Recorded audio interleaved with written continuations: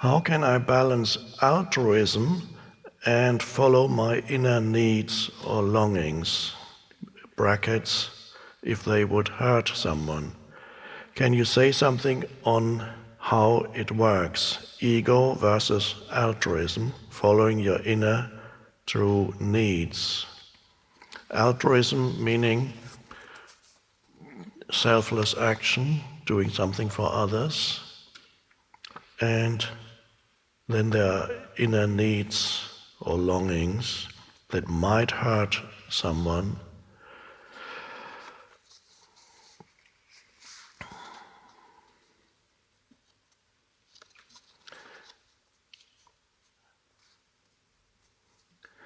If they actively hurt someone, they are not true needs, they would be egoic needs. Egoic needs sometimes actively hurt another, for example, unconscious behavior such as diminishing somebody else verbally in order to feel one's own ego growing. People do it all the time, it's unconscious. So if somebody has a success or has something that you don't have, the ego in its absurd sense of self feels diminished if somebody else has something that you don't have. And then the ego sometimes makes a remark that is designed either to hurt the ego of that person or to diminish the value of what that person has achieved or possesses. So even children sometimes do it. The ego already is, of course, developed in the children at school. When you listen to children talking to each other, you can already often detect very clearly the ego there, the sense of identity that is based on identification with things other than yourself that you take on board to enhance your sense of self. And not that you can stop them, it just is part. The natural progression, I would suggest, is for human being to develop an ego as they are adolescents, in childhood and adolescence, then when they reach adulthood, begin to go beyond ego, so that ego becomes a symptom or manifestation of growing up, of immaturity. That would be, we may be going in that direction, but of course the way it is now is not the case. The ego continues to grow and seek to grow, sometimes until you reach your deathbed. And then you remember the gravestone where it says, I got here first, so I won. That's the last triumph of the ego. And so listening, overhearing children, you can say, my dad just bought a BMW. What car does your dad have? Oh, he has a VW.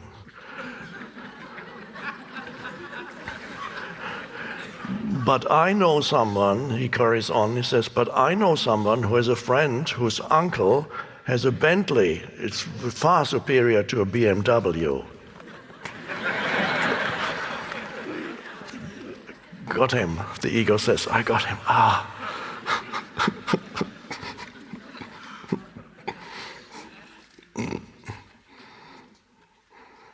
But it's owned by VW, isn't it? That's a long story.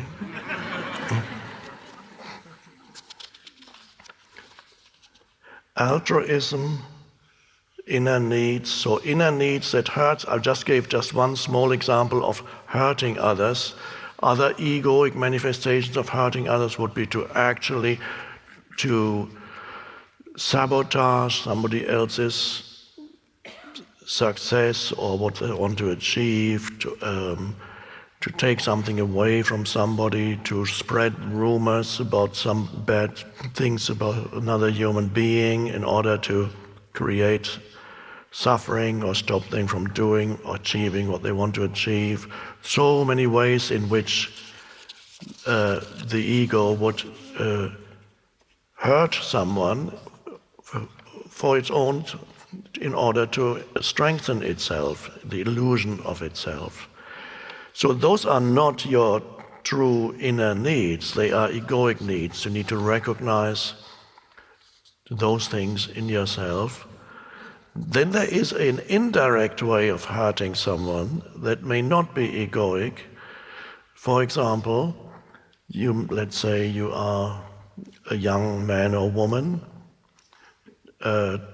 20 years old, 19 years old, and your parents or your mother or your father want what's best for you. They clearly have designs on your future, and your dad was a lawyer and he has a flourishing law practice, and obviously you are supposed to follow in his footsteps, there's no question about it.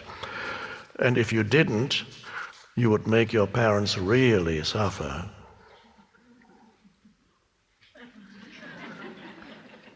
Of course, that is indirectly inflicting suffering. You're not if you are true to yourself and your longings, which are not egoic, you may feel inclined towards something else. There's nothing wrong with law, but it's not for everybody. You may feel inclined to follow a totally different path. And would you, and some people do that in order to spare their parents from suffering, they do what makes them happy. It might not be your parents. Do what makes somebody else happy. And so you are doing something that does not correspond to your true inclinations, desires, where you want to go, but you want to spare someone else from suffering. Now that is not the most conscious course of action, because you're condemning yourself to unhappiness and frustration. You're denying those deeper things. They are not egoic. They arise from a deeper level of your being. And you are not making these people suffer. They make themselves suffer. So they have to learn their lesson of letting go of expectations. And if their lesson involves suffering, that's just how it is.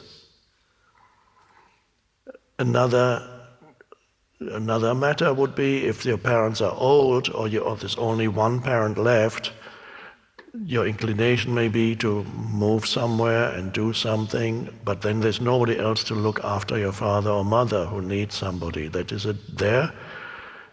is a moral thing that you need to become very present with, to see whether there's an alternative solution, or whether you will give up one thing in order for the love of another human being.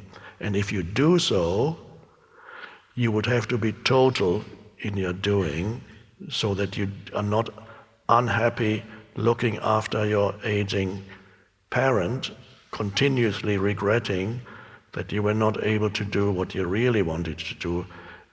Whatever course of action you choose, you need to surrender to and do it totally. These are all, a lot of presence is required. Altruism, helping others, is wonderful, but it needs to come from a deep, not from some mental, to help somebody because in order to improve the mental image you have of yourself, but to help somebody because it feels right and it feels good, and you've seen the other as yourself, and to give something to another feels better more often than to give something to yourself.